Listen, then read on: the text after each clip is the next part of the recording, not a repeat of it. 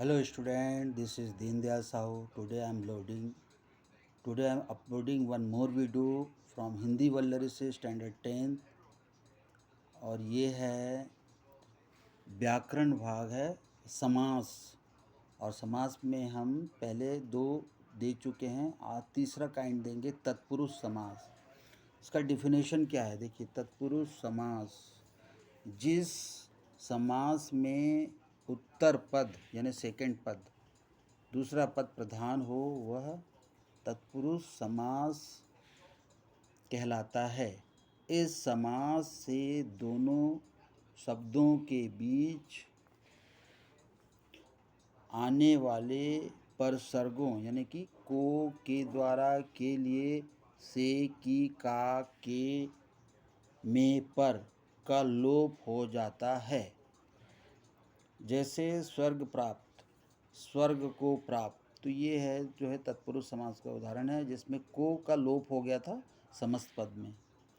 जन्मशती, जन्मशती में जन्म की शती, तो यहाँ की का लोप हो गया है।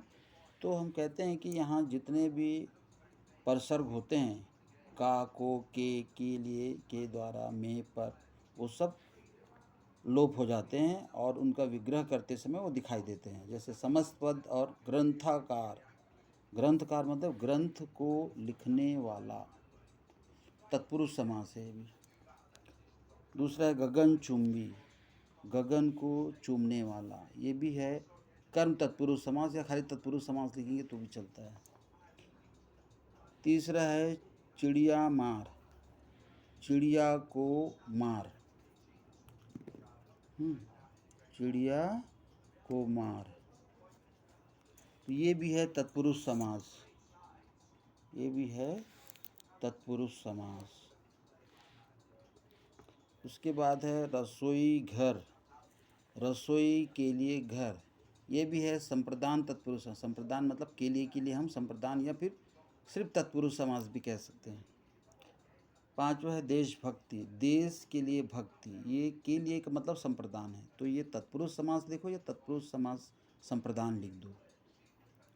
अश्रुपुण्य, अश्रु से पुण्य, ये है करण तत्पुरुष समास या सिर्फ तत्पुरुष समास भी लिख सकते हैं। सुरकृत यानी सुर के द्वारा कृत मतलब देवताओं के द्वारा किया हुआ, करण तत्पुरुष समास ये भी है। चौथा है द्विगु समास, इस समास में पहला पद संख्यावाची विशेषण होता है, यह समस्त पद समूहवाची भी हो जाता है। अब देखो पहला सत सई, सत से 700 दोहों का समूह, ये द्विगु समास है। सत यानी 100, तो ये संख्यावाचक विशेषण है। त्रिधारा दूसरा नंबर, 3 धाराएं, द्विगु समास है क्योंकि 3 जो है या त्रि जो है, 3 या 3 जो है, त्रि जो है, ये विशेषण है। पंचवटी, 5 वटों का समूह, ये भी द्विगु समास है।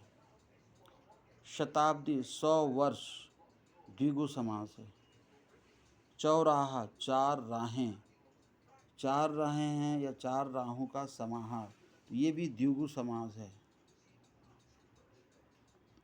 पांचवा है द्वंद्व समास, जिस समास में दोनों पद प्रधान होते हैं उसे द्वंद्व समास कहते हैं।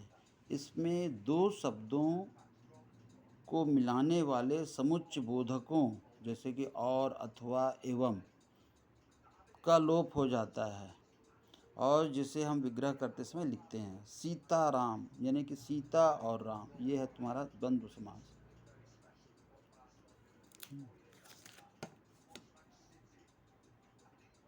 दूसरा है पाप पुण्य, पाप या पुण्य, ये भी द्वंद्व समास है।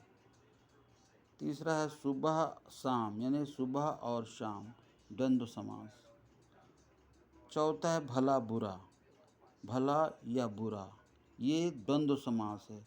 ये ऐसा समास है जिसमें हम योजक चिन्ह को क्लियर दिखाते हैं, बाकी किसी भी समस्त पद में योजक चिन्ह कभी नहीं दिखाया जाता या उनके कारकों को नहीं दिखाया जाता है। तो इस प्रकार जो है इसका आप अध्ययन करके प्रिंट आउट निकाल सकते हैं और तैयारी कर सकते हैं। Thank you.